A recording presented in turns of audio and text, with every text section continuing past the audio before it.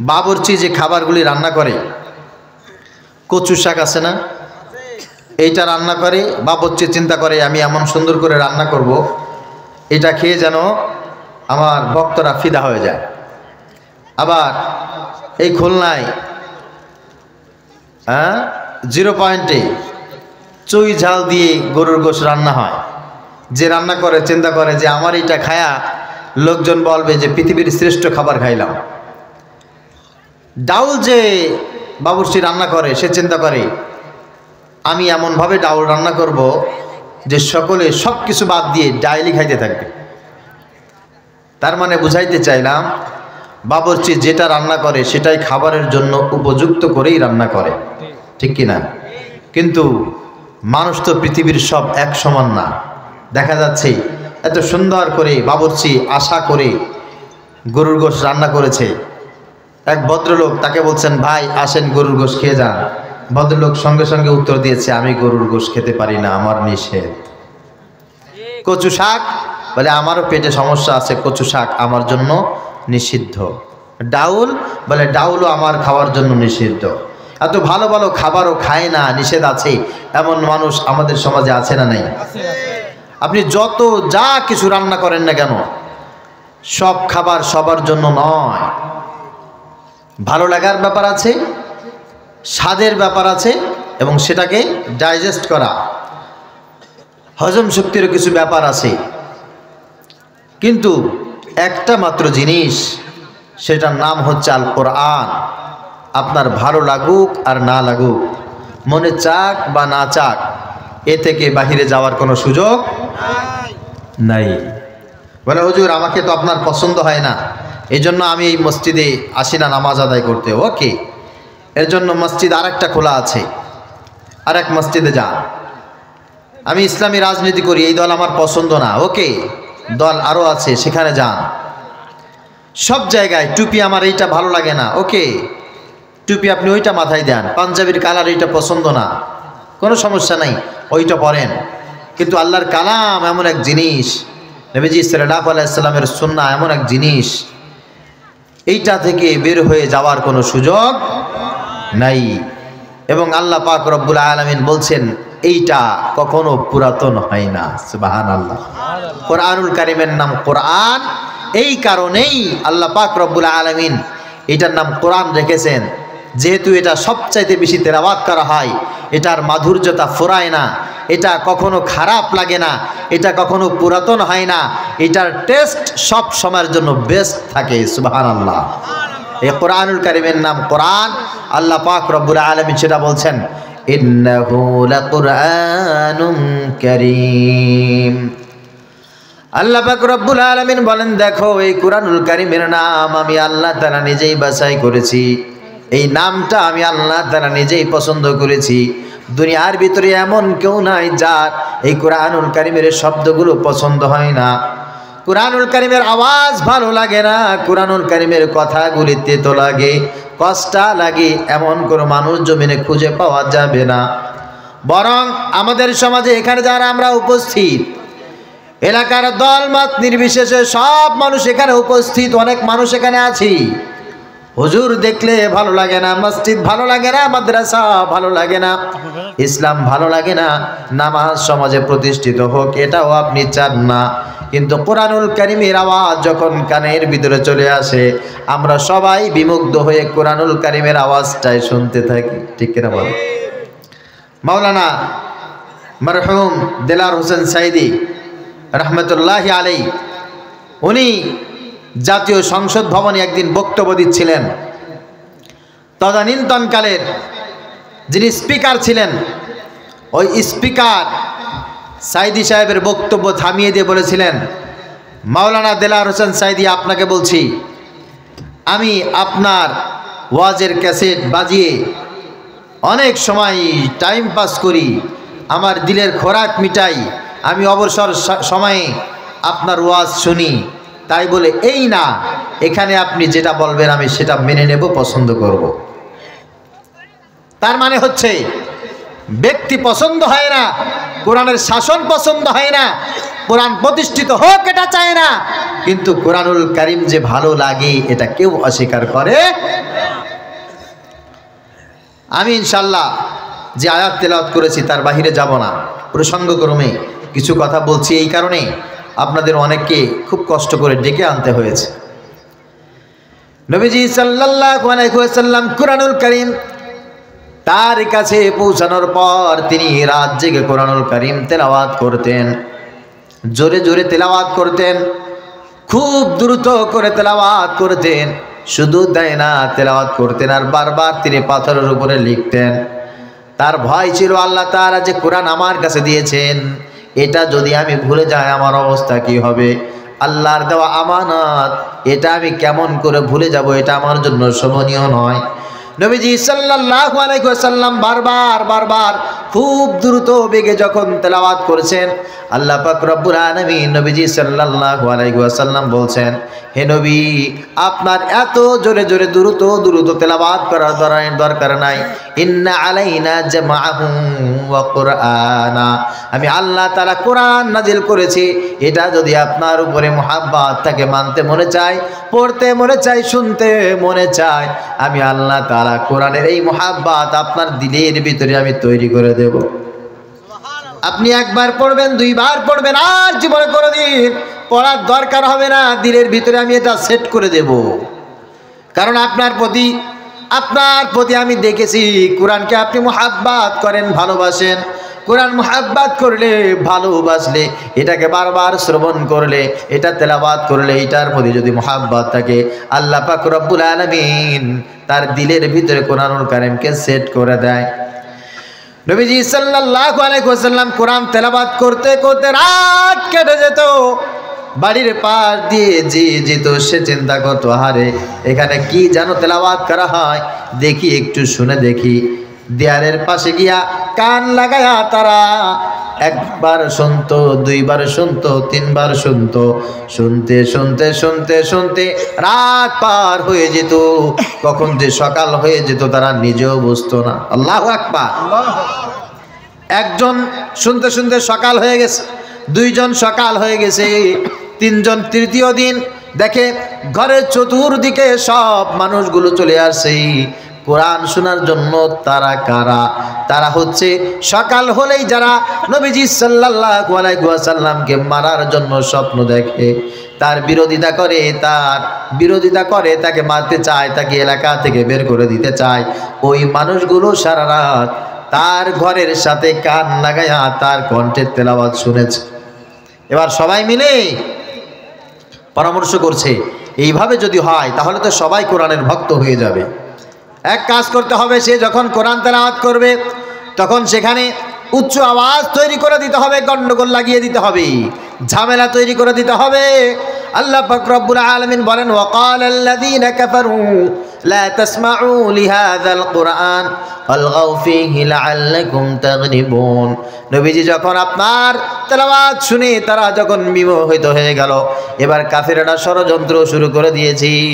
যখনই মুহাম্মদ কোরআন তেলাওয়াত শুরু করে দিবে তখন আমরা তার চতুর্দিকে ফাসাদ তৈরি করা শুরু করে দিব।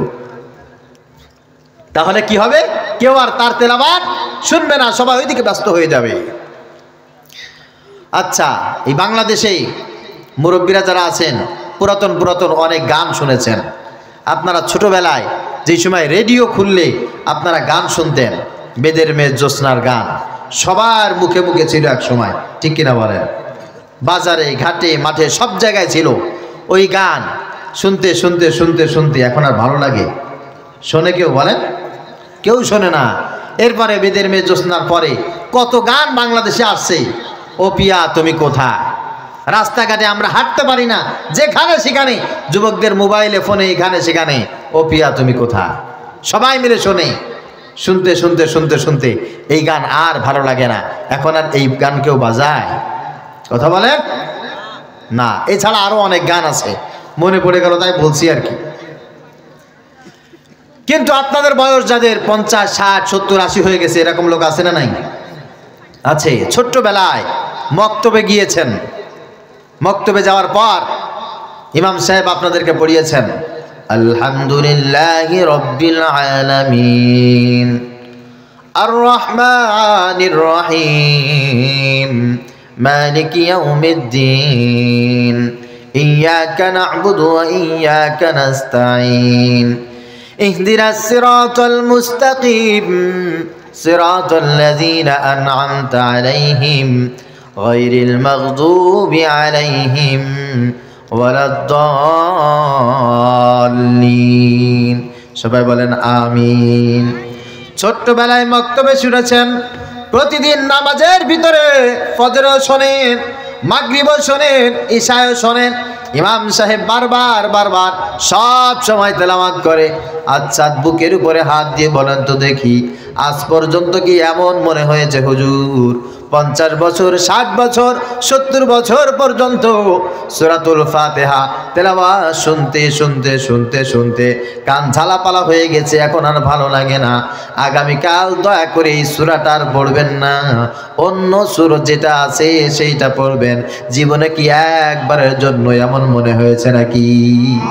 এই আকর্ষণ কে দিয়েছেন? আল্লাহ দিয়েছেন। আল্লাহ যে আকর্ষণ দেয়, পৃথিবীর কেউ সেখান থেকে বিকর্ষণ তৈরি করতে পারে না। আমি বলছি, আমার আলোচনায় চলে যাব ইনশাআল্লাহ। এই যে কোরআনুল কারীমের মাহফিল, এই যে আয়োজন, আপনারা যে ছুটে এসেছেন, আলহামদুলিল্লাহ, ঝাঁকে ঝাঁকে সবাই বসে গেছেন, আকর্ষণটা কে দিয়েছেন? এই কোরআনের প্রতি ভালোবাসা, মহব্বত কার? আহারে, এই ভালোবাসা মহব্বত আমাদের জান্নাতের কারণ, ঠিক কিনা? আবার কিছু মানুষ এরকম আছে, এটাকে পছন্দ করে না, কিয়ামত পর্যন্ত থাকবে। তসলিমা নাসরিন, মুফাসসিল ইসলাম, আসাদ নূর, কাট্টা কিছু নাস্তিক মুরতাদ আছে যারা কোরআনের বাণীকে সহ্য করতে পারে না। এদের সাথে আমাদের দুশ্মনী আছে না নাই? কথা বলেন, এই দুশ্মনী কার জন্য? আবার কোরআনের প্রতি ভালোবাসা কার জন্য? এই ভালোবাসা যদি আমাদের আল্লাহর জন্য হয়, কিয়ামতের ময়দানে আল্লাহ পাক এই ওসিলা আমাদের সবাইকে মাফ করে দেবেন, বলেছেন মুহাম্মদ সাল্লাল্লাহু আলাইহি ওয়াসাল্লাম।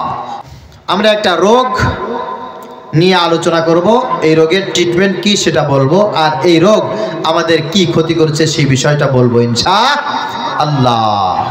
আল্লাহ তাআলা আমাদেরকে এমন একটা সম্পদ দিয়েছেন, যে সম্পদটা দেখা যায় না, দেখানো যায় না, অনুধাবনও করা যায় না, শুধুমাত্র নিজের ভিতরে আছে, এটার বহিঃপ্রকাশ কিছু কর্মকাণ্ডের মাধ্যমে ঘটে। অথচ আমার দুনিয়ার সব কিছুর কল্যাণ এবং আখিরাতের সব কিছুর কল্যাণ নির্ভর করে ওই সম্পদের উপরে। ছোট্ট বাচ্চারা যারা আছো, আমি তোমাদেরও মনোযোগ আকর্ষণ করছি, আমার মহব্বতের যুবক ভাইয়েরা, বিশেষ করে আমাদের মা বোনরা এবং বয়স্ক যারা আছেন, খুব অ্যাটেনশন নিয়ে আপনাদের শুনতে হবে যে এই জিনিসটা কি। আল্লাহ পাক রব্বুল আলামিন সেইটার উপরে আমাদেরকে দুনিয়া এবং আখিরাতের সব কল্যাণ রেখে দিয়েছেন। নবীজি সাল্লাল্লাহু আলাইহি সাল্লাম বসে আছেন, একজন মহিলা সাহাবী নবীজির কাছে আসছেন, নাম খাউলা বিনতে সালাবা।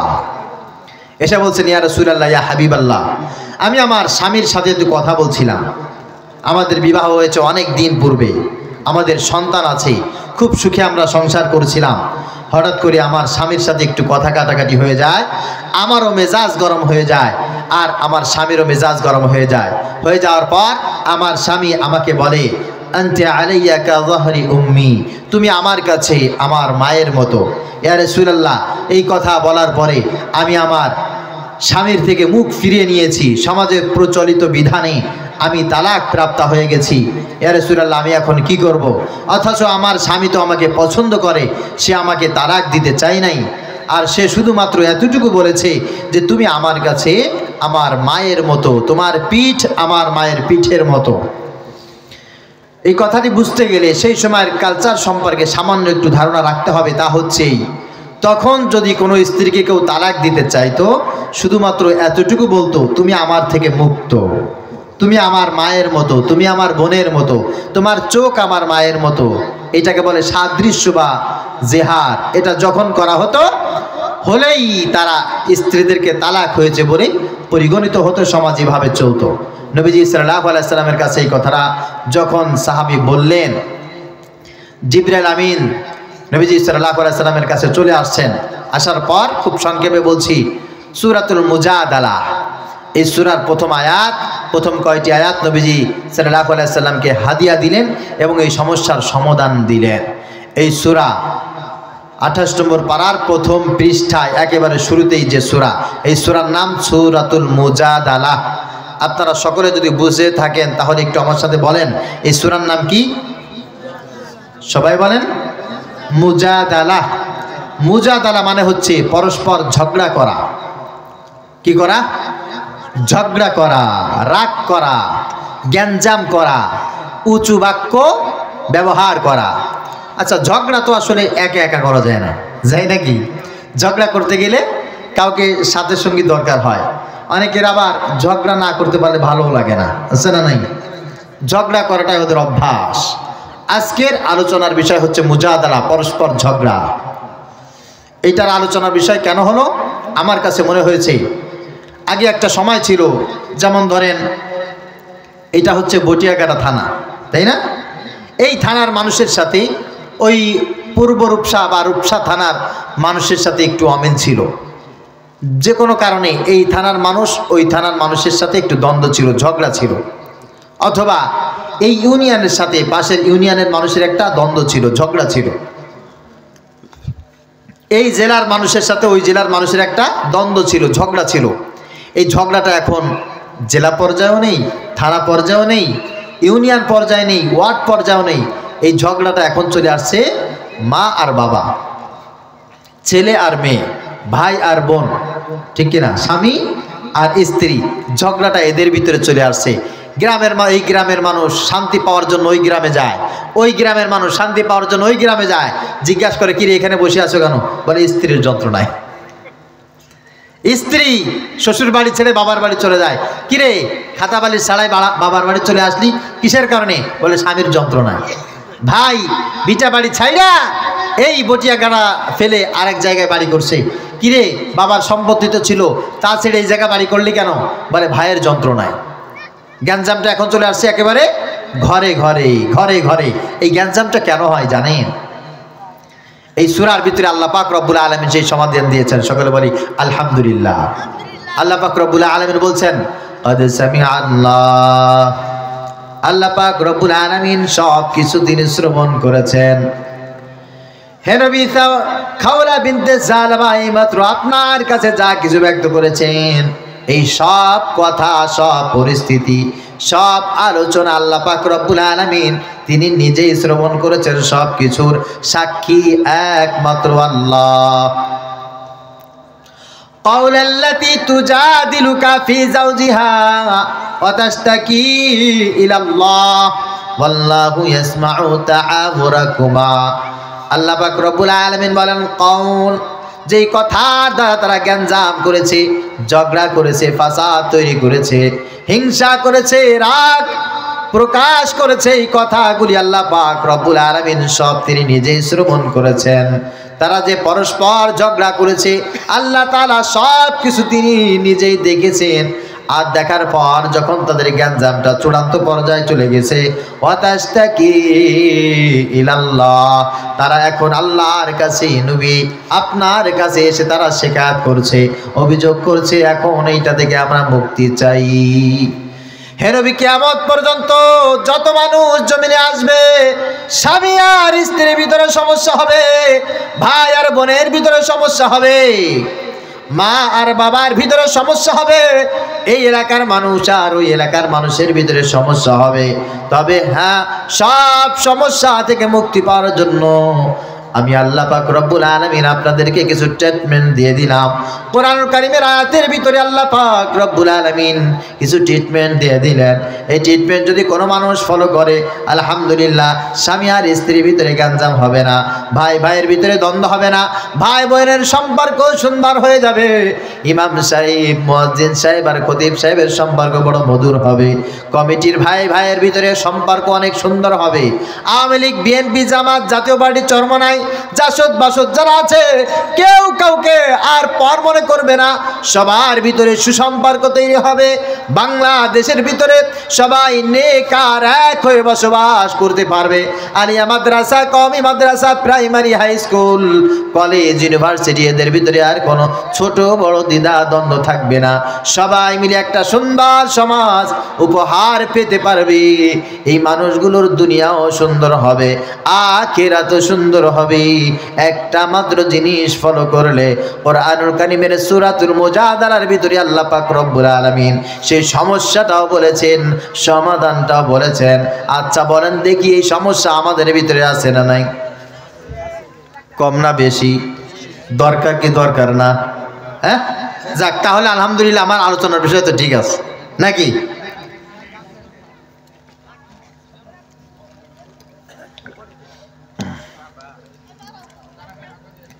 আলহামদুলিল্লাহ। সব গ্যাঞ্জাম ফাসাদ, সমাজে সন্ত্রাসবাদ যা কিছু হয়, এটা সবচাইতে মূল কারণ সেটা হচ্ছে রাগ করা। কি করা বলেন তো? সবাই বলেন, সবার বলতে হবে। কি বলেন? রাগ করা। প্রথমত বলি রাগ করা হারাম। রাগ করা কি বলেন? হারাম। অনেকে আছেন রাগ করেছেন বাবার সাথে কথা বলেন না, রাগ করেছেন মায়ের সঙ্গে কথা বলেন না, রাগ করেছেন ভাইয়ের পরিচয় দেন না, রাগ করেছেন বোনের পরিচয় দেন না। এরকম মানুষ থাকতে পারে কি পারে না? আপনি হারামের ভিতরে নিমজ্জিত আছেন। হারামের ভিতরে রাগ করে কোনো সিদ্ধান্ত নিয়েছেন মানুষ, অথচ এটার কল্যাণ হয়েছে আজ পর্যন্ত আদম আলাইহিস সালাতু ওয়াস সালাম থেকে শুরু করে এই পর্যন্ত একজনের হয় নাই, আর কিয়ামত পর্যন্ত হবে। আল্লাহ পাক রব্বুল আলামিন বলছেন ওয়াল কাযিমিনাল গায়যা ওয়াল আফিনা আনিন নাস ওয়াল্লাহু ইউহিব্বুল মুহসিনিন। হে দুনিয়ার মানুষ, তোমাদেরকে বলছি শোনো, যারা রাগকে নিয়ন্ত্রণ করতে পারবে আমি আল্লাহ তাআলা মানুষের ভিতরে রাগ দিয়েছি। প্রত্যেকটা আদম সন্তানের ভিতরে রাগ আছে, শুধু তাই না, প্রত্যেকটা মাখলুকের ভিতরে আমি আল্লাহ তাআলা রাগ নামক একটা মাখলুক আমি দিয়েছি। মানুষের রাগ হয়, একটা গরুরও কিন্তু রাগ হয়, একটা শিয়ালের রাগ হয়, একটা পিপিলিকার কিন্তু রাগ হয়, একটা মৌমাছির কিন্তু রাগ হয়। এমন কোনো মাখলুক নাই যে মাখলুকের কোনো রাগ হয় না, কিন্তু মানুষের রাগ হয়। মানুষ রাগ যদি দেখায় তবে আল্লাহ পাক রহমত থেকে দূরে সরে চলে যায়। মানুষ যদি রাগ প্রয়োগ করে শয়তানের বন্ধু হয়ে যায়। মানুষ যদি রাগ করে কোনো সিদ্ধান্ত নেয়, এই সিদ্ধান্ত থেকে রহমতের ফেরেশতা দূরে সরে যায়। এই জন্য আল্লাহ পাক রব্বুল আলামিন বলেন, খবরদার, তোমার যখন রাগ উঠবে, রাগ চলে আসবে, রাগকে তখন তুমি হজম করবে। এইটা আমি আল্লাহ পাক রব্বুল আলামিনের আদেশ। যার উপরে রাগ উঠে যায় তার জন্য আমি আল্লাহ তাআলা বলছি ওয়াল আফিনা আনিন নাস, তাকে সঙ্গে সঙ্গে ক্ষমা করে দিতে হবে। এটাই হচ্ছে আমি আল্লাহ রব্বুল আলামিনের আদেশ। আমার ছাত্র অন্যায় করেছে, ছাত্রকে পিটাইতে হবে, শাসন করতে হবে, এটা ঠিক আছে, তবে হ্যাঁ রাগ করে মারা যাবে না। যদি কোনো ছাত্রকে কোনো শিক্ষক রাগ করে মারে, কিয়ামতের ময়দানে সে জালেমের কাতারে উঠবে। কোনো ভাই যদি অন্যায় করে ভাইয়ের শাস্তি হোক এটা চাইবে, তবে ভাইয়ের উপরে রাগ করে যদি চায় কিয়ামতের ময়দানে জালেমের কাতারে উঠতে হবে। হযরত আলী রাদিয়াল্লাহু তাআলা আনহু যুদ্ধের ময়দানে জিহাদ করতেছেন, লড়াই করতেছেন, লড়াই করতে করতে করতে করতে হযরত আলীকে একবার তরবারি দিয়ে আঘাত করে হযরত আলী ফিরিয়ে দেয়, হযরত আলী এবার আঘাত করে সে ফিরিয়ে দেয়। এভাবে করতে করতে করতে করতে অনেক সময় পরে হযরত আলী তাকে পরাজিত করে তাকে উপর করে শোয়ায়া দিয়েছেন। হযরত আলী তার বুকের উপরে খঞ্জর চেপে বসে পড়েছেন। যখনই বসে পড়েছেন, নিচের লোকটা হযরত আলী রাদিয়াল্লাহু তাআলা আনহুর মুখের উপরে থু নিক্ষেপ করে দিয়েছে। যখনই থুথু নিক্ষেপ করে দিয়েছে, হযরত আলী তরবারি ফেলে দিয়ে সঙ্গে সঙ্গে আল্লাহু আকবার বলে দাঁড়িয়ে গেছে। লোকটা বলছে, কিরে আলী, যুদ্ধের ময়দানে তোমাকে আমি মারতে চেয়েছি, আমি তোমাকে একবারও সুযোগ করতে পারি নাই, তুমি আমাকে মারতে চেয়েছো, সুযোগ করতে পারো নাই। অনেকক্ষণ পরে তুমি সুযোগ পেয়েছো, আর এই সুযোগটা যদি আমি পেতাম আমি তো তোমাকে কল্লা দ্বিখণ্ডিত করতাম, তুমি কেন আমাকে মারলে না? হযরত আলী বলছে, দেখো, আমি তোমাকে মারবো আমার আল্লাহর জন্য, আমার ইসলামের জন্য, আমার রাসূলকে তুমি অপমানিত করেছো এই জন্য, কিন্তু এই সব নিয়াতগুলি আমার ঠিক ছিল। একটু আগে তুমি যখন আমার মুখের উপরে থুতু নিক্ষেপ করেছো, আমার তোমার প্রতি এমন রাগ হয়েছে, এখন যদি তোমাকে আমি হত্যা করি এটা হবে আমার রাগের প্রতিশোধ, এটা আল্লাহর জন্য হবে না, দিনের জন্য হবে না। আমি আমার রাগের কারণে কাউকে হত্যা করতে পারি না। লোকটা সঙ্গে সঙ্গে বলল, হযরত আলী এটাই যদি হয় ইসলাম, আমি আর দেরি করলাম না, আমাকে পড়ায় দাও। আশহাদু আল্লা ইলাহা ইল্লাল্লাহু ওয়া আশহাদু আন্না মুহাম্মাদান আবদুহু ওয়া রাসূলুহু। এই জন্য রাগ করা যাবে না। রাগ না করে মানুষকে যেই ব্যক্তি ক্ষমা করে দেয়, আল্লাহ পাক রব্বুল আলামিন বলেন আল্লাহু ইউহিব্বুল মুহসিনিন, এই ব্যক্তিকে আমি সবচাইতে বেশি মহব্বত করি, সবচাইতে বেশি ভালোবাসি। দুনিয়ার ছোট ছোট কাজ আমি আল্লাহ তাআলা বড় বানাতে বানাতে বানাতে বানাতে আরো সমান বড় নেকির পাল্লা আমি আল্লাহ তাআলা তাকে মালিক বানায় দেই। কিয়ামতের ময়দানে ওই ব্যক্তি আমার কাছে কাছে থাকবে। আল্লাহু আকবার।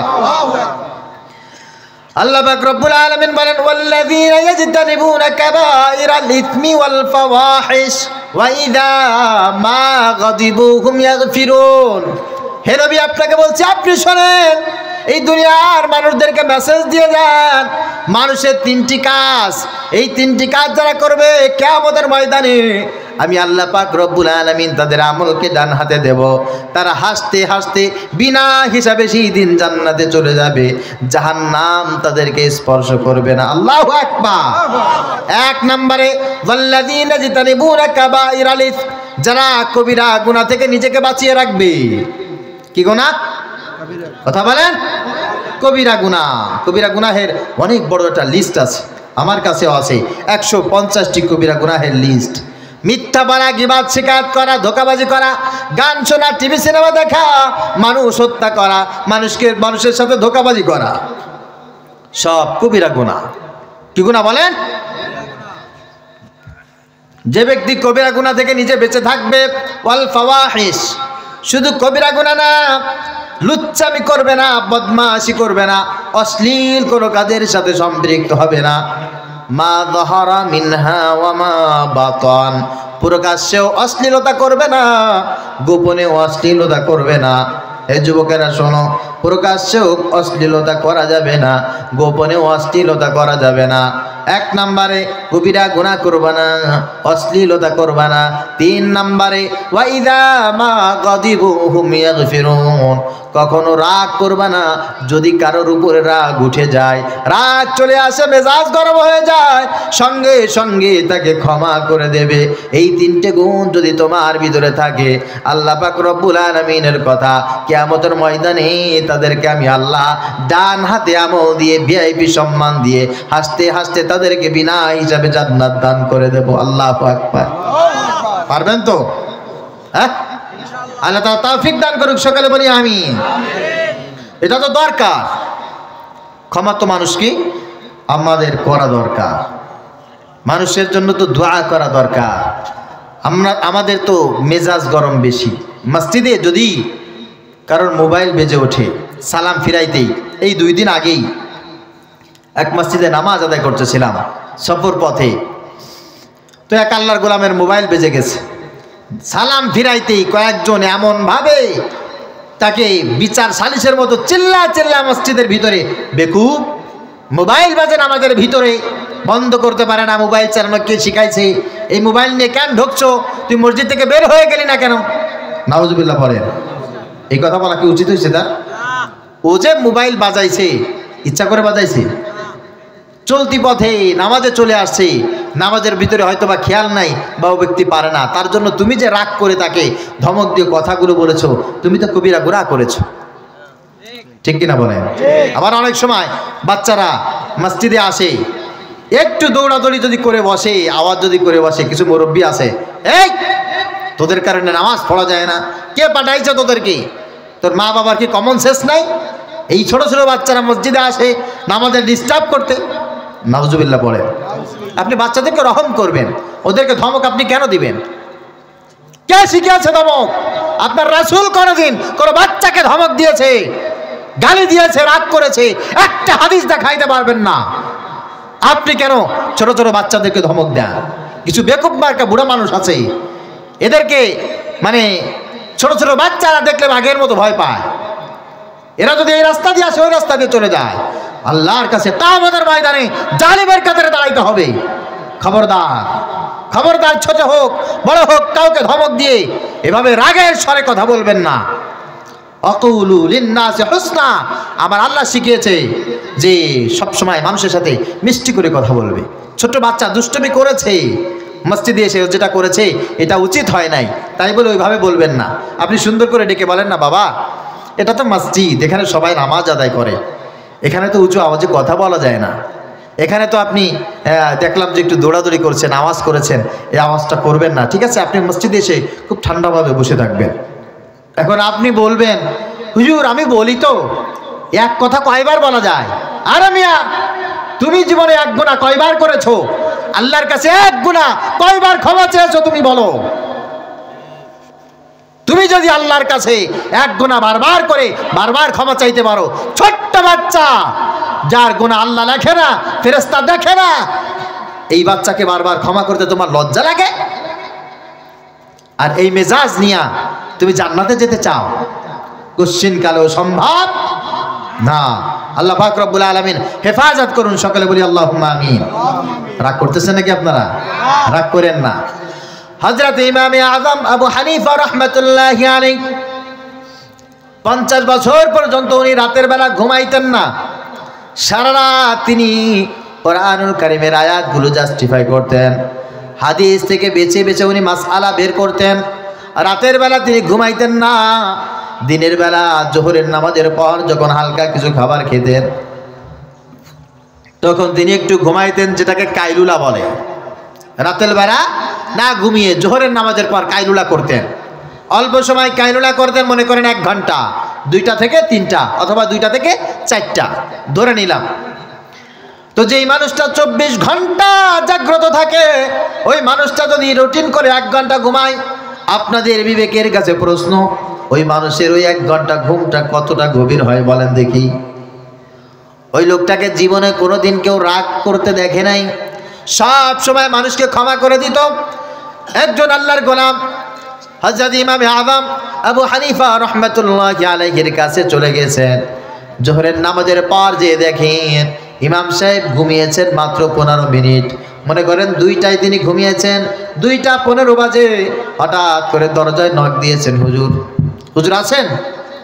উনি দ্রুত করে উঠে দরজা খুলেছেন। জি আছি, আলহামদুলিল্লাহ, বলেন কি দরকার? হুজুর আমার একটা মাসআলা জানার দরকার ছিল, আমি অনেক দূর থেকে এসেছি, এখন আপনি বিশ্রাম নিচ্ছেন আমি জানি, তারপরেও আপনাকে না ডাকলে হলো না।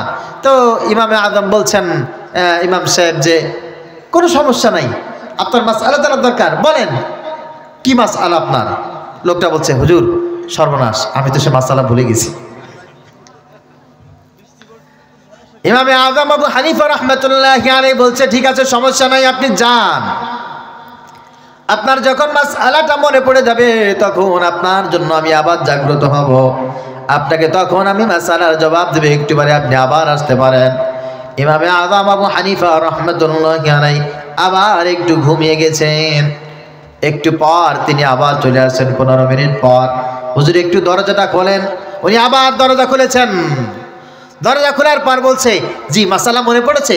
হ্যাঁ হুজুর মাসআলা মনে পড়েছে, বলেন দ্রুত করে বলেন। লোকটা বলছে, হুজুর আহা আবার ভুলে গেছি।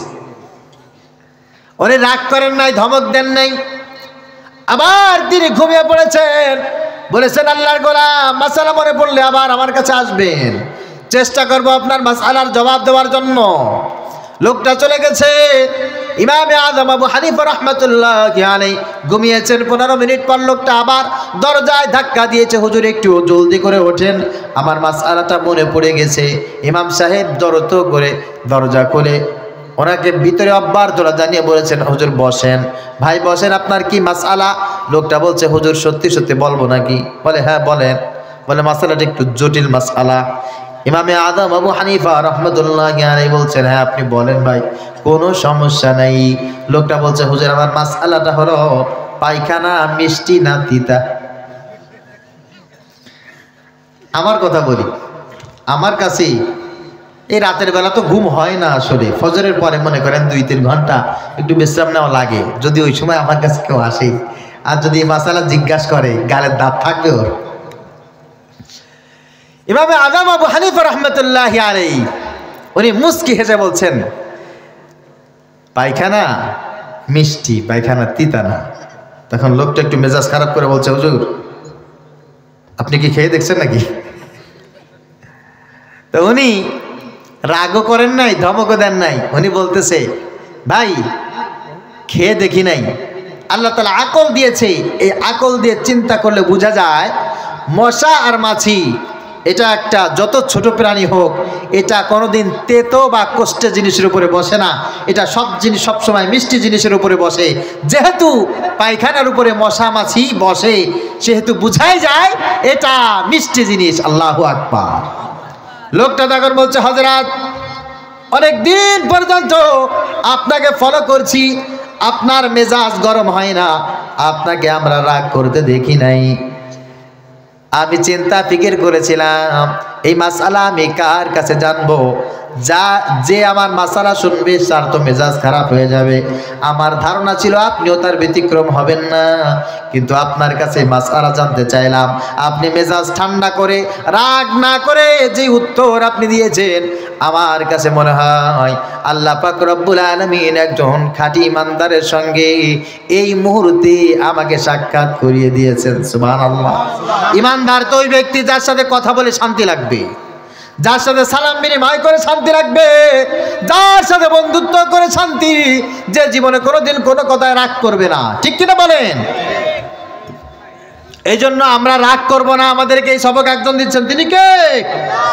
আল্লাহ পাক বলছেন, ওয়া ইবাদুর রহমানিল্লাযীনা ইয়ামশুনা আলাল আরদি হাওনা ওয়া ইযা খাতাবাহুমুল জাহিলুনা ক্বালু সালামা। আল্লাহ বলছেন, আমার গোলাম যারা হবে, আমার আদরের গোলাম যারা হবে, তারা জমিনে সব সময় নম্রভাবে হাঁটা চলাফেরা করবে, মাথা নিচু করে ঠান্ডাভাবে চলাফেরা করবে, দাম্ভিকতার সাথে কেউ চলবে না। যারা মোটরসাইকেল চালাও, আল্লাহ তাআলা তোমাদের জন্য বলছে যারা মোটরসাইকেল চালাবে হাওনা, ধীর গতিতে চালাবে, ভদ্রতা সহকারে চালাবে। অনেক যুবকদেরকে এই রূপসা ব্রিজের ওখানে মোটরসাইকেল চালাইতে মাঝে মাঝে দেখি, আরে মোটরসাইকেল পাশ দিয়ে গেল না উপর দিয়ে হেলিকপ্টার গেল বোঝা যায় না। ঠিক কিনা? চ্যালেঞ্জার পাইপ নাই, কি একটা লাগাইছে মনে হয় ওইটা হেলিকপ্টার। খবরদার, এটা কোনো ভদ্র মানুষের কাজ না, ইমানদারের কাজ না। তুমি যখন রাস্তা দিয়ে বাইক চালিয়ে যাবে, তোমার বাইকের শব্দ, তোমার বাইকের সব কিছু দেখলে, এমনকি হেডলাইট দেখলে বোঝা যাবে তুমি আল্লাহর গোলাম নাকি তুমি শয়তানের গোলাম। ঠিক কিনা?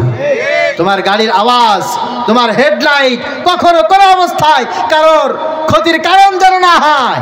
আর এখন তো ডিজিটাল কিছু ভ্যান আছে, কিছু অটো বাইক আছে, ঢালাওভাবে সবাইকে বিয়াদব বলা যাবে না, কিন্তু কমন সেন্সের যে অভাব আছে এতে কোনো সন্দেহ নাই, কোনো সন্দেহ নেই।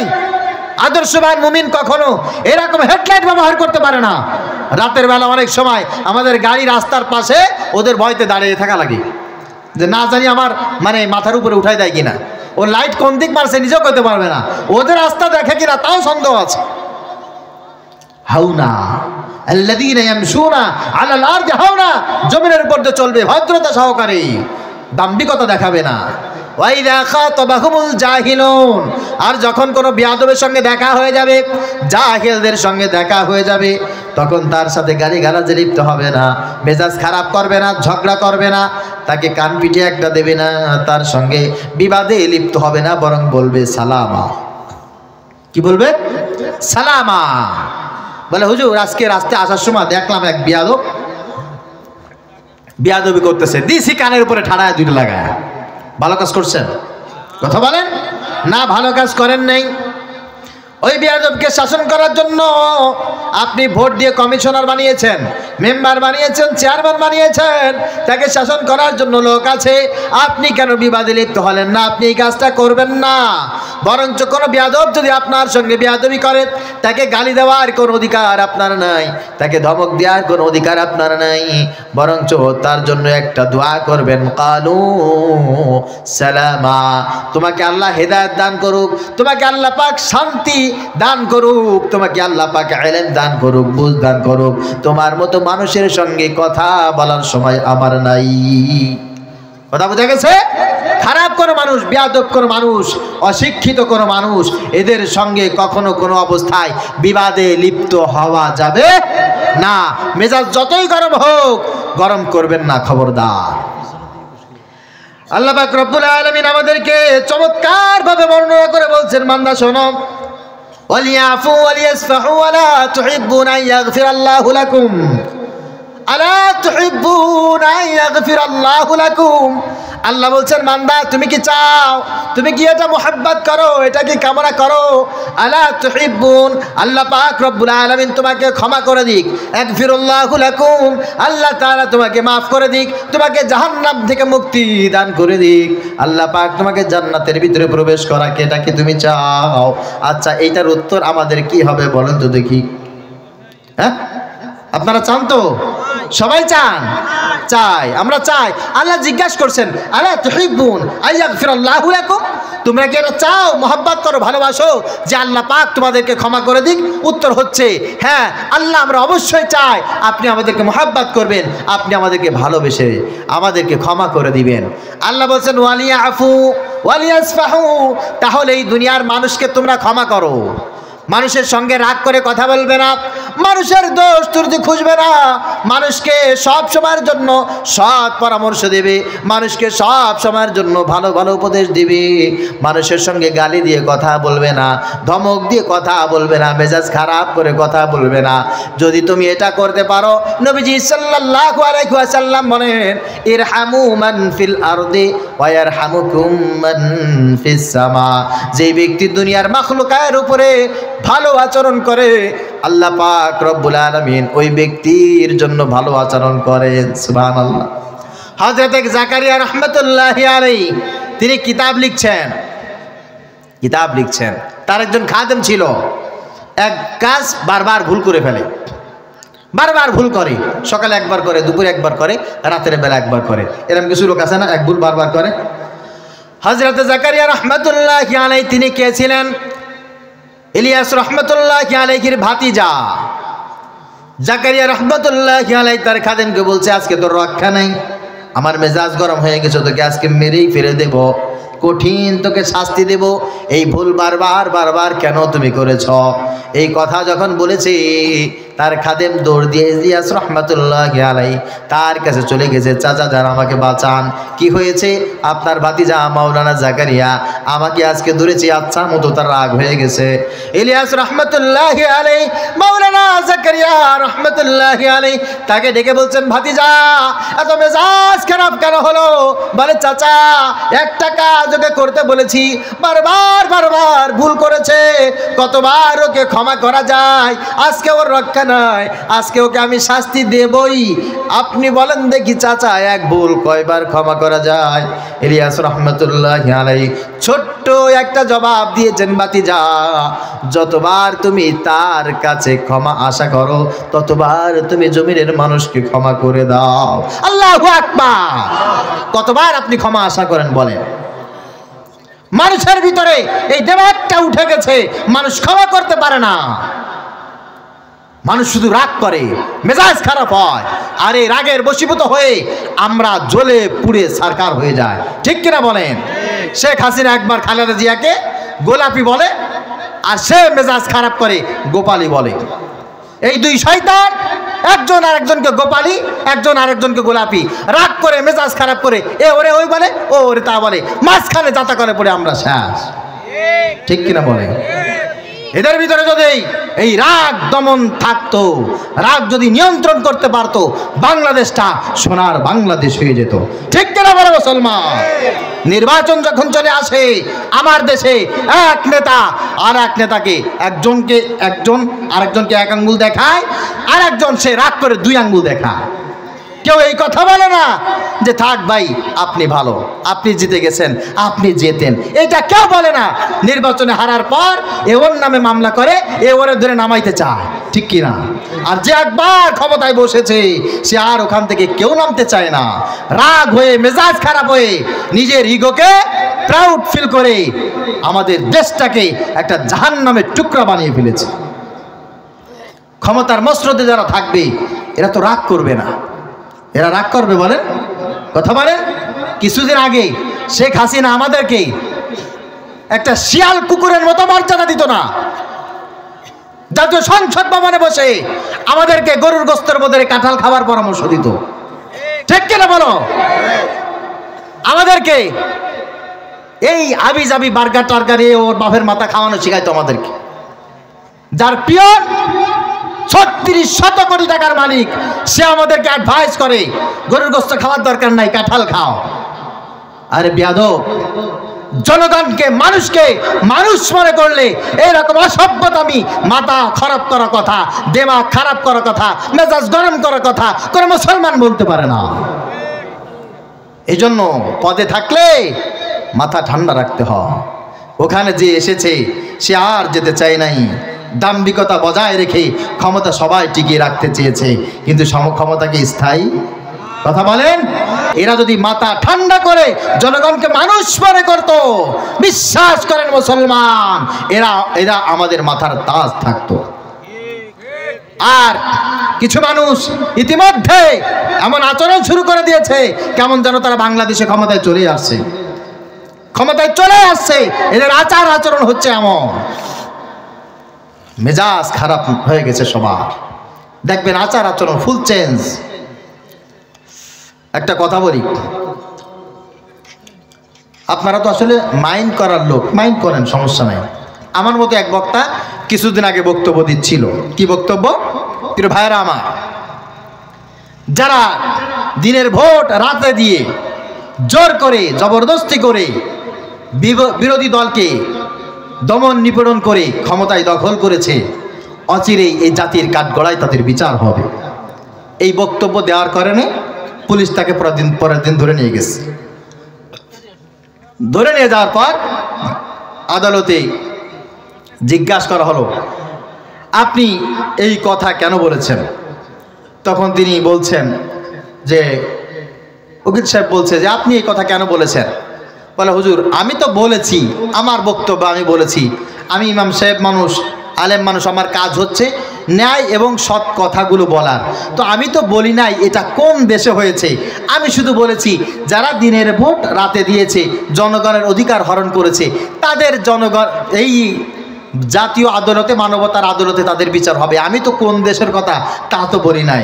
তখন জজ সাহেব বলছে, এই বেকুব, এটা কোন দেশে হয়েছে আমাদেরকে বোঝানো লাগবে? এটা আমাদের বাংলাদেশে শেখ হাসিনা করেছে। ওই হুজুর 5ই আগস্টে ছাড়া পেয়ে গেছে।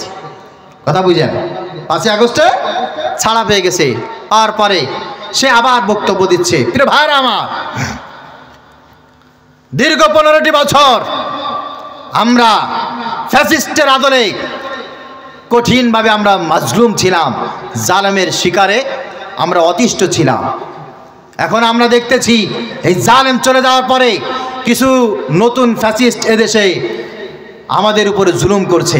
ইতিমধ্যেই ক্ষমতায় না আসতে তারা ঘাট দখল করেছে, মাঠ দখল করেছে, হাট দখল করেছে, স্ট্যান্ড দখল করেছে, বিভিন্ন জায়গায় চাঁদাবাজি শুরু করে দিয়েছে। এই কাজ যারা করছে এদেরকে আমরা ক্ষমতায় আসতে দেব না, জনগণ এদেরকে ডাস্টবিনে নিক্ষেপ করবে। এই বক্তব্য দেওয়ার পর খুলনা মহানগরীর ওই দলের সভাপতি তাকে ধরে নিয়ে গেছে। কিরে হুজুর, আপনি এই কথা কেন বলেছেন? ভাই কি বলেছি আমি? এই যে আপনি বলছেন 5ই আগস্টের পরে যারা ঘাট দখল করে, মাঠ দখল করে, স্ট্যান্ড দখল করে, বিভিন্ন জায়গায় একটু চাঁদাবাজি করে, এদেরকে জনগণ নাকি ভোট দেবে না, এদেরকে জনগণ নাকি ডাস্টবিনে নিক্ষেপ করবে। আপনি এই কথা কেন বলেছেন? তো হুজুর বলছে, দেখেন ভাই, আমার কথা তো ভালো কাজগুলি জনগণের সামনে বলা, আমি তো ঠিক কথা বলেছি। জনগণ তো এই জুলুম থেকে পরিত্রাণ পাওয়ার জন্য তাদেরকে তাড়িয়েছে এই দেশ থেকে। এখন এই কাজ যারা আবার নতুন করে শুরু করেছে, আমি তাদের বিরুদ্ধে বলেছি। ভাই আমি তো আপনার দলের নাম নেই নাই, তখন বলছে, হ্যাঁ আপনি কি আমাকে নাটক শিখান? আমি জানি না এই কাজগুলি আমার দলের লোক ছাড়া আর কেউ করে নাই। যারা ইতিপূর্বে ক্ষমতায় চালিয়েছে আপনাদের প্রত্যেককে আমাদের ডাকা হয়ে গেছে। আপনাদের চরিত্র, টাকার এপিট আর ওপিট সব কিছু আমাদের মুখস্থ। তবে হ্যাঁ, আপনাদের মেজাজ আমরা দেখেছি। এই বাদ মেজাজের মানুষ নতুন করে এই বাংলাদেশে মসজিদে বসবে, এটা মুসলমান দেখতে চায় না। ঠিক কিনা বলে মুসলমান? আল্লাহ পাক রব্বুল আলামিন এই সমস্ত মানুষদেরকে তার রহমত থেকে দূরে সরিয়ে রেখেছেন। এই সমস্ত মানুষকে জান্নাত থেকে দূরে সরিয়ে দিয়েছেন। এই সমস্ত মানুষকে আল্লাহ পাক রব্বুল আলামিন ঈমান থেকে দূরে সরিয়ে দিয়েছেন। আল্লাহ তাআলা বলছেন হযরত মূসা আলাইহিস সালাতু ওয়াস সালামের মাধ্যমে আমাদেরকে শিক্ষা নেওয়ার জন্য। হযরত মূসা, আল্লাহ পাক বলছেন মূসা ফেরাউনের কাছে চলে যাও। রাজ সিংহাসনে ফেরাউন বসে আছে, ওকে গিয়ে কালেমার দাওয়াত দাও, তোমার ভাইকে সাথে নিয়ে যাও। খবরদার তুমি ঠান্ডা মেজাজে কথা বলবে, রাগ করবে না, ধমক দিবে না, উচ্চ আওয়াজে তুমি কথা বলবে না, শক্ত ভাষায় কথা বলবে না, বরঞ্চ তোমাকে আমি শিখিয়ে দিলাম ফাকুলা লাহু কাওলাল লায়্যিনাল লাআল্লাহু ইয়াতাযাক্কারু আও ইয়াখশা।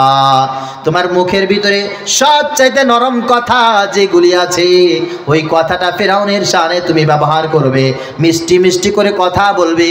ফেরাউন তোমাকে যদি মারতে যায় তাও মেজাজ গরম করবে না, ফেরাউন যদি তোমাকে গালি দেয় তাও তুমি রাগ করবে না, ফেরাউন যদি তোমাকে হত্যা করতে আসে তাও ফেরাউনকে তুমি কখনো কটু বাক্য ব্যবহার করবে না। কাওলাল লায়্যিনাল লাআল্লাহু ইয়াতাযাক্কারু আও ইয়াখশা। ফেরাউনের সঙ্গে সব সময়ের জন্য মিষ্টি মিষ্টি ভাষা ব্যবহার করবে, মেজাজ সব সময়ের জন্য ঠান্ডা রাখবে। কথাটা কার? আল্লাহ বলছেন ইন্নামাল মুমিনুনা ইখওয়া ফাসলিহু বাইনা আখওয়াইকুম। হে দুনিয়ার ইমানদার, তোমাদেরকে বলছি মেজাজ খারাপ যে তুমি করো, গালি যে তুমি দাও, ধমক যে দাও, কাকে দাও? সব তো তোমার ভাই, সব তোমার বোন। আর এই কাজগুলো মহিলারা একটু বেশি করে, হিংসা করে, কিছু হইলেই মেজাজ গরম করে, খারাপ করে। ঠিক কিনা বলে? এই জন্য আল্লাহ পাক রব্বুল আলামিন স্পেশাল ভাবে মহিলাদেরকে রক্ষা করে বলছেন আসা আইয়াকুন্না খায়রাম মিনহুন্না ওয়ালা তালমিজু আনফুসাকুম ওয়ালা তানাবাজু বিল আলকাব। হে মা বোনেরা, তোমাদেরকে আল্লাহ পাক রব্বুল আলামিন বলছে কাউকে যে তুমি গালি দিলা, মেজাজ খারাপ করে তুমি তাকে ছোট করলা, তুমি কেউ জানো না আল্লাহর কাছে তোমার দাম বেশি নাকি ওর দাম বেশি? আল্লাহর কাছে যদি তার দাম বেশি হয়ে যায়, তোমার দাম যদি কম হয়ে যায়, তুমি যে তাকে গালি দিয়েছো এইটা তো তোমার করা উচিত হয় নাই। ঠিক কিনা বলেন? এই জন্য আল্লাহ তাআলা আমাদেরকে সব সময় মেজাজ ঠান্ডা করার কথা বলেছেন। সব সময়ের জন্য ঝগড়া বিবাদ ফাসাদ থেকে বাঁচার জন্য আল্লাহ তাআলা আমাদেরকে সব সময় মেসেজ দিয়েছেন। হুজুর তাহলে কেমন কথা বলবো? আল্লাহ তাআলা বলেন আকুলু লিন্নাসি হুসনা। মানুষের সঙ্গে সব সময় ঠান্ডা মেজাজে মিষ্টি মিষ্টি ভাষায় কথা বলবে, সব সময়ের জন্য সুন্দর সুন্দর কথা বলবে, কারোর সাথে গালি দিয়ে খারাপ কোনো উঁচু আওয়াজ তুমি করবে না। শুধু তাই না, কিয়ামতের ময়দানে বহু মানুষ মেজাজ খারাপ থাকার কারণে জাহান্নামে যাবে, আর বহু মানুষ মেজাজ ঠান্ডা রাখার কারণে বিনা হিসাবে জান্নাতে চলে যাবে। সুবহানাল্লাহ বলেন। অনেক মুরব্বী আছে দেখবেন নামাজ পড়ে, রোজা রাখে, কিন্তু মেজাজটা সব সময় তাদের গরম থাকে, আছে না নাই? এক শ্রেণীর মানুষের বিচার হয়ে যাবে, বিচার হওয়ার পর তাদেরকে আল্লাহ পাক রব্বুল আলামিন আমলনামাটা দেবেন। আমলনামার দিকে তাকায়া সুন্দর করে পড়বে আর বলবে আল্লাহ এই আমলনামা আমার না। আল্লাহ বলবে হ্যাঁ তোমার। বলে আল্লাহ আমলনামার ভিতরে 10টা মসজিদ নির্মাণ করার সওয়াব আছে, 20টা মাদ্রাসা নির্মাণ করার মতো সওয়াব আছে। আল্লাহ এই আমলনামার ভিতরে আছে 100 বার আমি হজ করেছি, অথচ আমি গরিব মানুষ ছিলাম। আল্লাহ আমি জীবনে মসজিদ নির্মাণ করতে পারি নাই, আমি মাদ্রাসা নির্মাণ করতে পারি নাই, জীবনে কোনোদিন বাইতুল্লাহ আমি তাওয়াফ করতে পারি নাই। আল্লাহ আমি কেমন করে হজে গেলাম? ও মালিক এই সমস্ত সবের মালিক আমি কেমন করে হলাম? আল্লাহ পাক রব্বুল আলামিন বলবে বান্দা আমি জানি এই ক্ষমতা তোমার ছিল না, কিন্তু তোমাকে আমি আল্লাহ পাক রব্বুল আলামিন মেজাজ দিয়েছিলাম, তোমাকে আমি রাগ দিয়েছিলাম, তোমার এই মিজাজ যখন গরম হয়ে যেত, তোমার রাগ যখন বেড়ে যেত, তখন তুমি মানুষকে ক্ষমা করে দিতে, তাকে সুন্দর সুন্দর কথা বলে বুঝ দিয়ে দিতে। তোমার মেজাজ গরম আরেকজনের উপরে চাপা দিতে না, তোমার রাগ কারোর উপরে চাপা দিতে না। যখনই তুমি এই কাজটা করতে, আমি আল্লাহ তাআলা তখনই ফেরেশতার মাধ্যমে এইরকম বিপুল সবের মালিক তোমাকে বানা দিতাম। আল্লাহু আকবার। কাউলুম মা'রুফ ওয়া মাগফিরাতুন খায়রুম মিন সাদাকা ইয়াতবাউহা আযা। আল্লাহ পাক রব্বুল আলামিন বলেন, জবানের প্রত্যেকটা ভালো কথাই হচ্ছে সাদাকা। আল্লাহু আকবার। প্রত্যেকটা ভালো কথা সাদাকা। আপনি হাঁটবেন, হাঁটার সময় কাউকে দেখা হয়েছে, আসসালামু আলাইকুম চাচা ভালো আছেন, সুন্দর করে সালাম দিয়ে মিষ্টি করে কথা বলেছেন, এই কথা বলার কারণে 1 লক্ষ টাকা দান করলে যেই সওয়াব হতো, সুন্দর করে কথা বলার কারণে আল্লাহ পাক রব্বুল আলামিন সেই সওয়াব আপনার আমলনামায় মুহূর্তের ভিতরে দান করেছে। আর কিছু লোক তো একেবারে বোবা টাকির মতো রাস্তা হাঁটে, সালাম দেন, আসসালামু আলাইকুম চাচা, উত্তরও দিতে চায় না। এরকম খাটাস আছে না নাই? আছে। আরে আল্লাহ তাআলা আমাদেরকে বুঝার তৌফিক দান করুক, সকলে বলি আমিন। আমি আসলে মানে একটু কনফিউজড আর কি, যে আপনারা এই কথায় খুশি হচ্ছেন না বেজার হচ্ছেন, কিন্তু এতটুকু আমি শিওর যে এই কথাগুলি আমাদের দরকার। নবীজি সাল্লাল্লাহু আলাইহি ওয়াসাল্লামের সামনে একজন মানুষ আসছে, অনেক দূর থেকে আসছে, এসে বলে, ইয়া রাসূলুল্লাহ, ইয়া হাবিবাল্লাহ, আউসিনি, ওগো আল্লাহর রাসূল আমাকে একটা উপদেশ দেন, অনেক দূর থেকে আমি আসছি, অনেক কষ্ট করে আপনার সামনে আমি হাজির হয়েছি, আমাকে এমন একটা উপদেশ আপনি দেন যে উপদেশটা আমি পালন করলে জীবনে আমার আর কোনো আমল দরকার হবে না। আমি সাধারণত ইসলামের পথে চলি, আপনার সঙ্গে প্রতিদিন আমার দেখা হয় না।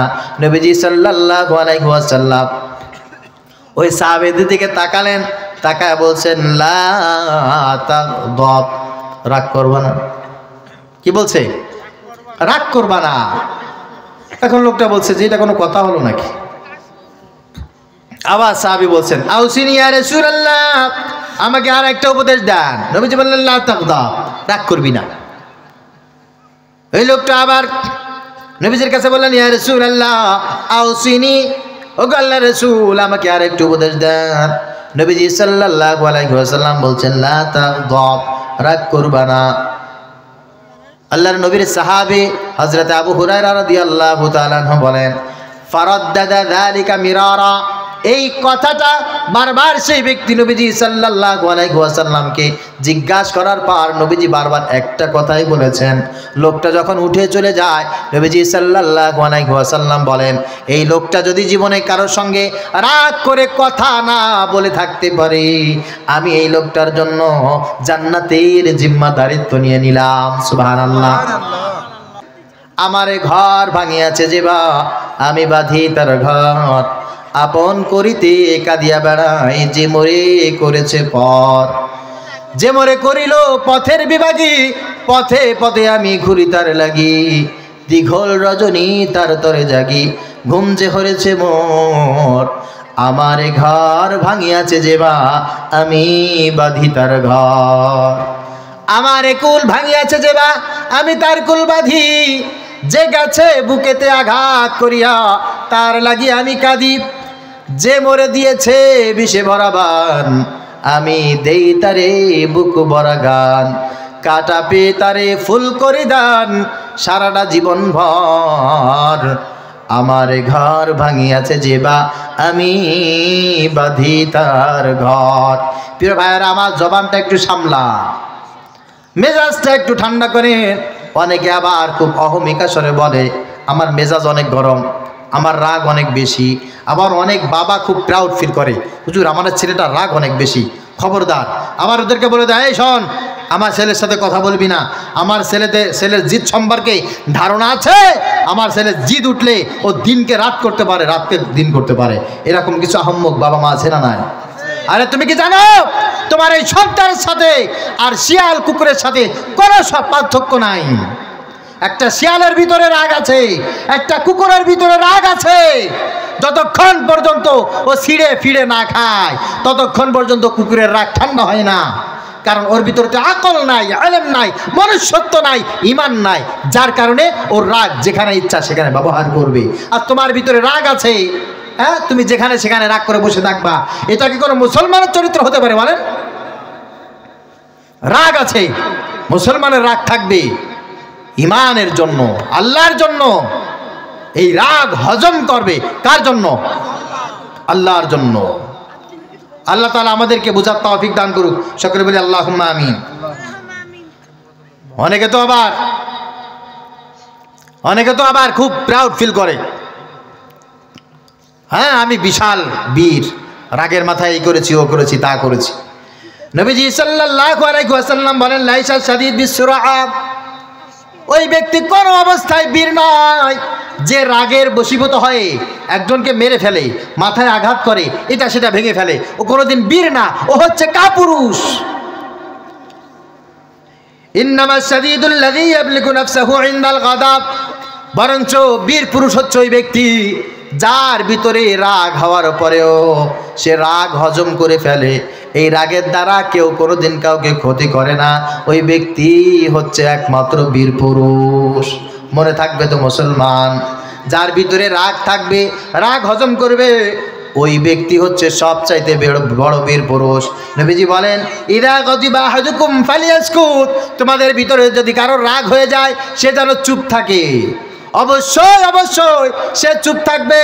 স্বামীর সঙ্গে আর স্ত্রীর সঙ্গে যদি কথা কাটাকাটি হয়, স্ত্রী যদি বুঝে ফেলে আমার স্বামীর মেজাজ গরম হয়ে গেছে, স্ত্রী চুপ থাকবে। স্বামীও যদি বুঝতে পারে আমার স্ত্রীর মেজাজ গরম হয়ে গেছে, চুপ থাকবে। এবং নিজের রাগ যখন উঠে গেছে এটা নিজে উপলব্ধি করবে, তখন সে চুপ থাকবে, কোনো কথা বলবে না।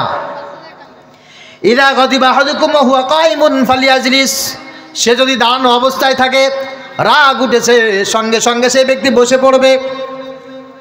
রাগ অবস্থায় সে ব্যক্তি যদি দাঁড়িয়ে থাকে, ইবলিস শয়তান এসে তার মাথার উপরে ফু দিতে থাকে, আর তার রাগটা আরো কয়েক গুণ বেশি বাড়তে থাকে। নবীজি সাল্লাল্লাহু আলাইহি ওয়াসাল্লাম বলেন, দাঁড়ানো ব্যক্তি যদি রাগ হয়ে যায় সে যেন বসে পড়ে। ফাইন যাহাবা আনহুল গাদাব ওয়ালিয়াফতিদা, নবীজি সাল্লাল্লাহু আলাইহি ওয়াসাল্লাম বলেন, বসেও যদি রাগ না কমে যায় ওই ব্যক্তি যখন সেখানে শুয়ে পড়ে। এইটা দুটি অর্থ। এক নম্বর অর্থ হলো দাঁড়ানো অবস্থায় মানুষের মেজাজ গরম বেশি থাকে, বসা অবস্থায় মানুষের মেজাজ একটু বেশি ঠান্ডা থাকে, আবার ওখান থেকে শোয়া অবস্থায় মানুষের মেজাজ আরও বেশি ঠান্ডা থাকে। এটা হচ্ছে একটা কারণ। দ্বিতীয় কারণ নবীজি সাল্লাল্লাহু আলাইহি ওয়াসাল্লাম যেটা বুঝিয়েছেন তা হলো এই বটিয়াঘাটার বাজার, ওই বাজারের রাস্তার উপরে যদি কোনো মানুষ বসে থাকে সব মানুষ তাকে পাগল বলবে, অথবা বলবে, কিরে ভাই অসুস্থ হয়ে গেলে নাকি? রাস্তার উপরে এই জায়গা কি বসার জায়গা? এখানে কেন বসে পড়েছ? সবাই বলবে লোকটা মনে হয় অসুস্থ, অথবা লোকটা মনে হয় পাগল হয়ে গেছে। আর বসা থেকে যদি মানুষ শুয়ে পড়ে সবাই মিলে আতঙ্কিত হয়ে যাবে, আরে লোকটা মনে হয় মারাই গেল, লোকটা মনে হয় ধ্বংস হয়ে গেছে, লোকটা মনে হয় একটু পরে হসপিটালে নিয়ে যেতে হবে, কারণ সে রাস্তার উপরে শুয়ে পড়েছে। রাস্তার উপরে বসে থাকা যেমন লজ্জাস্কর, শুয়ে পড়া যেমন লজ্জাজনক ব্যাপার, ঠিক তদ্রূপ তার চাইতে বেশি লজ্জাজনক ব্যাপার হচ্ছে আমার যখন মেজাজ খারাপ হয়েছে, মেজাজ খারাপ অবস্থায় যদি আমি আমার সন্তানের সঙ্গে কথা বলি, আমার ভাইয়ের সঙ্গে কথা বলি, আমার স্ত্রীর সঙ্গে কথা বলি, এই সময় যার সঙ্গে ভালো কথা বলবো না কেন সব কথাগুলো কিন্তু খারাপের দিকে চলে যাবে, কোনো কথার ভালো কোনো অর্থ হবে না। নবীজি বলেন, লা তাগদাব ওয়ালাকাল জান্নাহ, আমার উম্মতেরা যদি জান্নাতে যেতে চাও রাগ করবা না, রাগ করবা না। কোন রাগী লোক জান্নাতে যাবে? রাগী লোক জান্নাতে যাবে না। আরে কিছু কিছু মুরব্বী কিছু ধরা খেয়ে গেছে, সারা জীবন ইগো নিয়ে বাঁচে, রাগ বেশি, তার একটাই কথা, আমার রাগ বেশি। এই রাগ যাদের বেশি তাদের জাহান্নামে যাওয়ার ঝুঁকিও তত বেশি, তত বেশি। রাগ যাদের বেশি, রাগ নিয়ন্ত্রণ করবে, জান্নাতে যাওয়ার রাস্তাও তত বেশি। সুবহানাল্লাহ বলেন। এখন আমি এইটার ট্রিটমেন্ট বলি। যাদের রাগ বেশি এতটুকু তো বুঝতে পেরেছেন যে রাগ থাকলে অন্তত পক্ষে জান্নাতে যাওয়া কঠিন আছে, ঠিক কিনা? ওয়াইলুল লিকুল্লি হুমাজাতিল লুমাজা, আল্লাহ বলছেন ও জাহান্নামে চলে গেছে। যে মানুষের সাথে রাগ করে কথা বলে, মানুষকে কষ্ট দেয়, গিবাত শিকায়ত করে, ও জাহান্নামে চলেই গেছে। তাহলে এইটার ফলাফল বলি আপনাদেরকে, এটার কিছু ট্রিটমেন্ট বলি। ট্রিটমেন্ট বলেই ইনশাআল্লাহ আলোচনার শেষের দিকে চলে যাব। এই ট্রিটমেন্টটা আমি কোরআন থেকে বলতে পারবো না, হাদিস থেকে বলতে পারবো না, তবে কোরআন এবং হাদিসের নির্যাস আমি আমার উস্তাদের জবান থেকে শুনেছি। যদি কোনো মানুষের মারাত্মক আকারে রাগ থাকে আর এই রাগ দমন করতে সেই ব্যক্তি চায়, তাহলে খাবার খাওয়ার আগে কমপক্ষে 19 বার আউযু বিল্লাহি মিনাশ শাইতানির রাজিম পড়ে খাবারের উপরে ফু দিয়ে দম করে তারপরে যদি সে খায়, ইনশাআল্লাহ শয়তানের ওয়াসওয়াসা এই বদরাগ থেকে আল্লাহ পাক রব্বুল আলামিন তাকে হেফাজত করবে। আর একটা হচ্ছে সব সময়ের জন্য একটু চিন্তা ফিকির করবেন যে আমার রাগ কিভাবে কমানো যায় এবং রাগের কারণ কি। রাগের কারণটা হচ্ছে আমার গর্ব, আমার অহমিকা, আমার বড়ত্ব। তো এইটার কারণে যদি হয়, বিশেষ করে যখন টয়লেটে যাবেন তখন একটু মনে মনে চিন্তা ফিকির করবেন। রাইস মিলের হলার আছে না, কথা বলেন, রাইস মিলের হলার এইটার উপরে মাড়াই ছাড়া ধান ওর ভিতরে দেয়। ধান দিল, ময়লা আবর্জনা খোসাযুক্ত ধান উপরে দিল, নিচ থেকে ফ্রেশ চাউল বের হয়ে যায়। আবার আখ মাড়াই করে যে মেশিন, এই মেশিনের এই পার দিয়ে সোবড়া সহ আখ ঢুকায় দিল, ওই পাশ দিয়ে সোবড়া বের হলো আর নিচ থেকে ফ্রেশ আখের রস বের হয়ে যায়। মন রে মাঝে মাঝে বুঝাবেন টয়লেটে বসে, আহারে আমি একটা রাইস মিলের হলারের চাইতে খারাপ, আমি একটা আখ মাড়াই করার মেশিনের চাইতে খারাপ। কারণ আখ মাড়াই করা মেশিনের এক পাশ দিয়ে সোবড়া সহ আখ দেয়, নিচ দিয়ে ফ্রেশ খাবারের জন্য একেবারে হেলদি ফুড, সুন্দর করে পানীয় বের হয়, আখের রস ওখান থেকে বের হয়ে যায়। উপর দিয়ে রাইস মিলের হলারের উপর দিয়ে ধান দেয়, নিচ দিয়ে ফ্রেশ চাউল বের হয়। আর আমি একটা বাথরুমের ট্যাঙ্কি ছাড়া আর কিছু না। আমার ভিতরে, মুখের ভিতরে কত দামি দামি খাবার যায় আর নিচ দিয়ে সব প্রস্রাব বের হয়, পায়খানা বের হয়। আমার চাইতে নিকৃষ্ট একটা এই পায়খানার ট্যাঙ্কি, পায়খানার মেশিন ছাড়া আমার পরিচয় আর কিছু হতে পারে না। আমি রাগ দেখাই কেমনে, আমি অহংকার করি কেমনে, জমিনে আমি দাম্ভিকতা দেখাই কেমনে, আমার মতো একটা পচা মরির দাম্ভিকতা দেখানো সাজে। মনে থাকবে ইনশাআল্লাহ, সবার মনে থাকবে তো? আল্লাহ তাআলা মনে রাখার তৌফিক দান করুক, সকলে বলি আমিন।